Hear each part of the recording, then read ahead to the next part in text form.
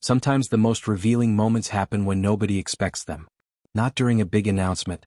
Not during a scripted segment.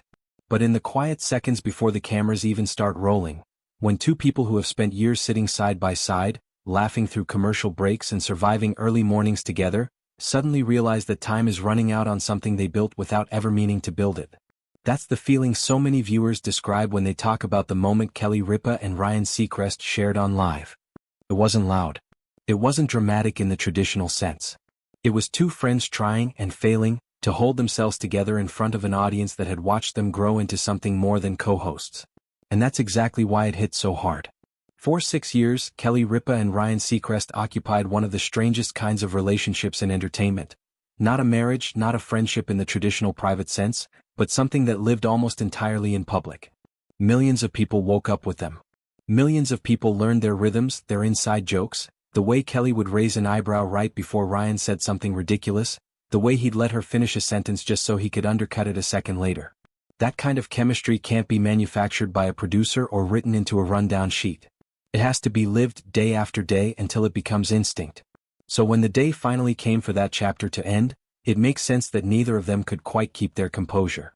What many viewers noticed almost immediately was how the emotion didn't arrive all at once. It built. It crept in through small things. A glance held a beat too long, a laugh that cracked halfway through, the kind of nervous joking people do when they're trying to outrun their own feelings. Kelly reportedly turned to Ryan early in the broadcast and asked, only half-jokingly, whether she was about to cry. He admitted he already knew he was. And in that exchange alone, you can hear something a lot of long-term relationships understand instinctively, the fear of being the first one to break, and the strange relief of realizing you don't have to be strong alone. That's the part that resonates with audiences far beyond daytime television. Because most people have had a version of that exact moment. The last day at a job that shaped you. The goodbye you didn't think would hit as hard as it did. The friend who somehow became family without you ever officially deciding it. When Kelly and Ryan stood there trying not to unravel, they weren't just marking the end of a television partnership. They were reflecting something universal back at the people watching. There's also something worth sitting with in how differently the two of them processed it in real time. Kelly leaned into humor the way she often does when things get too heavy to hold directly, cracking jokes, deflecting slightly, using laughter as a kind of emotional life raft. Ryan, meanwhile, allowed himself to be more openly vulnerable, letting the tears show instead of performing composure for the cameras. Neither approach was wrong. If anything, watching the two of them cope in opposite ways only made the moment feel more honest. It didn't look choreographed. It looked like two people who had genuinely run out of ways to prepare for the actual feeling of goodbye. Viewers began discussing whether this was the most emotionally transparent either of them had ever been on air, and it's easy to see why that conversation took off. Daytime television lives on charm and quick wit, on hosts who can turn almost anything into a punchline before the segment runs long. Watching Ryan Seacrest, a man whose entire career has been built on smooth, practiced delivery, visibly struggle to find words was jarring in the best possible way. He has spent decades being the person who fills silence for a living. In that moment, silence filled him instead. Ann Kelly's response to that vulnerability revealed something about her own character that longtime fans have always suspected but rarely seen so plainly. Underneath the sarcasm and the rapid-fire banter she's known for, there's someone deeply loyal, someone who takes relationships seriously even when she's using jokes to survive the harder feelings underneath them. She reportedly described the partnership as one where she'd somehow gained a younger brother, or maybe an older son, depending on the day. That kind of description tells you everything about how she saw him. Not as a coworker. Not as a professional convenience. As family in the loosest and most sincere sense of that word. It's worth pausing here to talk about why this particular dynamic between Kelly and Ryan struck such a chord with audiences in the first place, because it goes beyond nostalgia for a specific show. Part of what makes on-screen partnerships like theirs so magnetic is the sense of safety they create for viewers. There's comfort in watching two people who clearly like each other navigate the unpredictability of live television. When something goes wrong, an interview runs long, a guest cancels, a bit falls flat, audiences trust that Kelly and Ryan will find their way back to each other with a laugh. That trust doesn't build overnight. It builds through thousands of small, ordinary mornings that eventually add up to something extraordinary. So when the ending finally arrived, it wasn't just a professional transition being marked. It was the quiet closing of a relationship that had, in its own accidental way, become part of people's daily lives. There's also a layer to this story that makes it even more emotionally complicated. The fact that Ryan's departure wasn't the end of the show's story, but a handoff into something deeply personal for Kelly. Her real-life husband, Mark Consuelos, stepped into the seat Ryan was vacating, transforming the format from Live with Kelly and Ryan into Live with Kelly and Mark. It's almost impossible not to read something poetic into that shift.